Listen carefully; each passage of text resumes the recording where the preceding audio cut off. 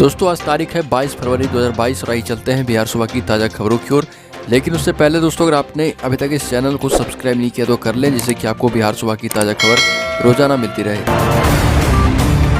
फिर बड़ी खबर, चारा घोटाले के सबसे बड़े मामले डोरंडा कोषागार से 139 करोड़ रुपये की अवैध निकासी में बिहार के पूर्व मुख्यमंत्री और आरजेडी सुप्रीमो लालू प्रसाद यादव को 5 साल की सजा सुनाई गई और उन्हें 60 लाख का जुर्माना भी भरना होगा। रांची में सीबीआई के विशेष जज एसके शशि ने वीडियो कॉन्फ्रेंसिंग से सजा का ऐलान किया। फिलहाल लालू रिम्स के पेइंग वार्ड में भर्ती हैं। लालू समेत 40 दोषियों को इस केस में कोर्ट ने 15 फरवरी को दोषी करार दिया था।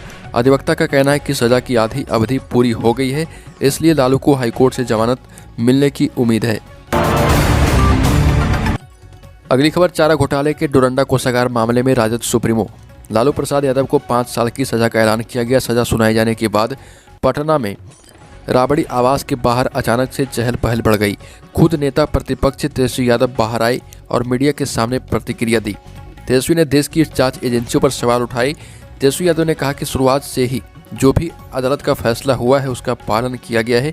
यह सीबीआई की विशेष अदालत है, अंतिम अदालत नहीं है। इसके बाद हाई कोर्ट होता है, सुप्रीम कोर्ट होता है और मुझे पूर्ण विश्वास है कि जो निचली अदालत का फैसला है वह हाई कोर्ट में बदल जाएगा। पटना से समस्तीपुर पहुंची निगरानी अन्वेषण ब्यूरो की टीम ने एक बड़ी कार्रवाई की। सरायरंजन थाना में पदस्थापित जमादार उमेश कुमार सिंह को सुबह 30,000 रुपये घूस लेते रंगे हाथ पकड़ लिया। इस कार्रवाई को निगरानी की टीम ने जामदार को सरायरंजन थाना में छापेमारी कर अंजाम दिया। जमादार उमेश कुमार सिंह के खिलाफ निगरानी मुख्यालय में एक शिकायत भी दर्ज कराई गई थी। इसमें जमादार पर 30,000 रुपये घूस मांगने का भी आरोप लगाया गया था। खबर, कोरोना की दूसरी लहर में वैक्सीनेशन का असर देखने के बाद अब सरकार वायरस की लड़ाई और तेज करने जा रही है। वैक्सीनेशन से भाग रहे लोगों को अब चिन्हित कर टीका लगाया जाएगा। इस दिशा में बिहार में मिशन इंद्रधनुष के तहत टीकाकरण का नया प्लेटफॉर्म तैयार किया गया है।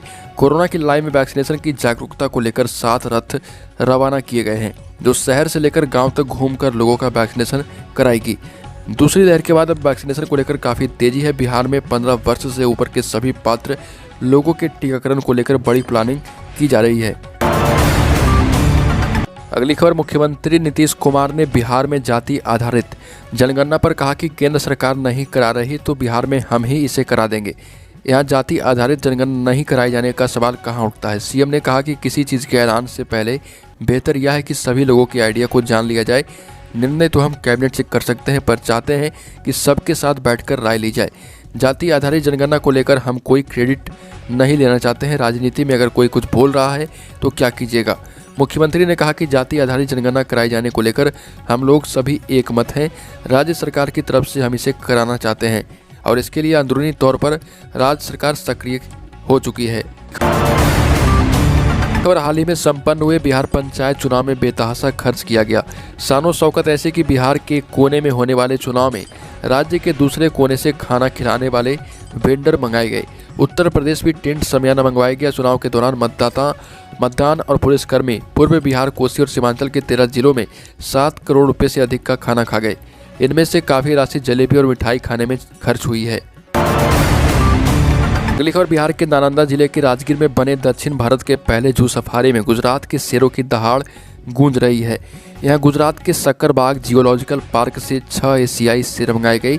इसके लिए मुख्यमंत्री नीतीश कुमार ने प्रधानमंत्री मोदी को धन्यवाद भी दिया। उद्घाटन के दौरान नीतीश कुमार ने खुले मंच से प्रधानमंत्री की प्रशंसा की थी। दुनिया में एशियाई व अफ्रीकन शेर ही मुख्यतः पाए जाते हैं। भारत में एशियाई शेरों की संख्या अधिक है। ये अब तक गुजरात के गिर, गिनार, मितवा व पानिया के जंगलों में मिलते थे, लेकिन अब राजगीर के जू सफारी में भी दहाड़ रहे। कांग्रेस विधानमंडल दल के नेता अजीत शर्मा के बयान के बाद विकासशील इंसान पार्टी के राष्ट्रीय संस्थापक अध्यक्ष मुकेश सैनी ने पलटवार किया। सैनी ने कहा कि आप विपक्ष में रहते हुए भी अति पिछड़ा समाज की हक की मांग नहीं कर पाए। हम सरकार में रहकर भी मांग कर रहे, कुछ तो अलग है मेरी और आपकी राजनीति में। असल में सैनी ने कर्पूरी ठाकुर की पुण्यतिथि पर अति पिछड़ा समाज के लिए 33% आरक्षण की मांग उठाई थी। सैनी की मांग के बाद कांग्रेस विधानमंडल दल के नेता अजीत शर्मा ने कहा था कि वो खुद सरकार में हैं तो मांग किससे कर रहे। अगली खबर, बिहार राज्य में निर्वाचन आयोग ने जिलों से पंचायत चुनाव के विजेता होने के बाद भी शपथ नहीं लेने वाले जनप्रतिनिधियों का विवरण तलब किया है। आयोग की ओर से सभी जिलों को इस संबंध में पत्र भेजा गया। आयोग के सचिव की ओर से जिलों को भेजे गए पत्र में कहा गया है कि ऐसी जानकारी है कि बहुत से चुने हुए पंचायत प्रतिनिधियों ने शपथ नहीं ली है, जबकि प्रावधान है कि 3 महीने तक शपथ नहीं लेने की स्थिति में संबंधित पद को रिक्त माना जाएगा। आयोग ने कहा कि चुनाव के पहले जारी दिशा निर्देश में स्पष्ट किया गया है कि पंचायत चुनाव संपन्न होने के बाद 24 जनवरी से 31 जनवरी 2022 के बीच सभी निर्वाचित प्रतिनिधियों का शपथ ग्रहण करा दिया जाए। और बिहार में पछुआ हवा चलने के कारण मौसम में बदलाव देखने को मिल सकता है। दिन में तपिश बढ़ेगी, रात ठंड में दुबकी रह सकती है।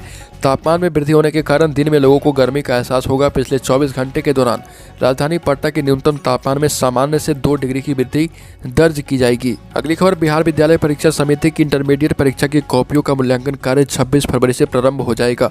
परीक्षा 14 फरवरी को संपन्न हुई है।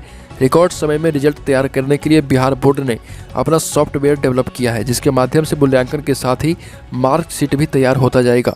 कॉपियों की जांच और मार्कशीट बनाने के साथ भी काम साथ साथ चल पाएगा। एक और, बक्सर आरा पटना 4 लेन निर्माण में अधिग्रहित जमीन की 48 करोड़ रुपए मुआवजे की राशि भू अर्जन अधिकारी ने सिविल कोर्ट आरा में जमा कर दिया है। ऐसा उच्च न्यायालय के 4 लेन निर्माण में होने वाले विलंब को लेकर संज्ञान लेने के बाद किया गया है। बक्सर आरा पटना 4 लेन का निर्माण भोजपुर जिले में भूमि अधिग्रहण का पेच भी लगातार फंसता रहा है। निर्माण शुरू होने के 5 साल बाद जिले के हिस्से में 4 लेन का हिस्सा पूर्ण नहीं हो सका है, लेकिन अब इस काम में तेजी आ पाएगी। तो दोस्तों, बिहार सुबह की ताज़ा खबरों में अभी के लिए इतना ही। अगर आपने अभी तक इस चैनल को सब्सक्राइब नहीं किया तो कर ले, जिससे कि आपको बिहार सुबह की ताज़ा खबर रोजाना मिलती रहे।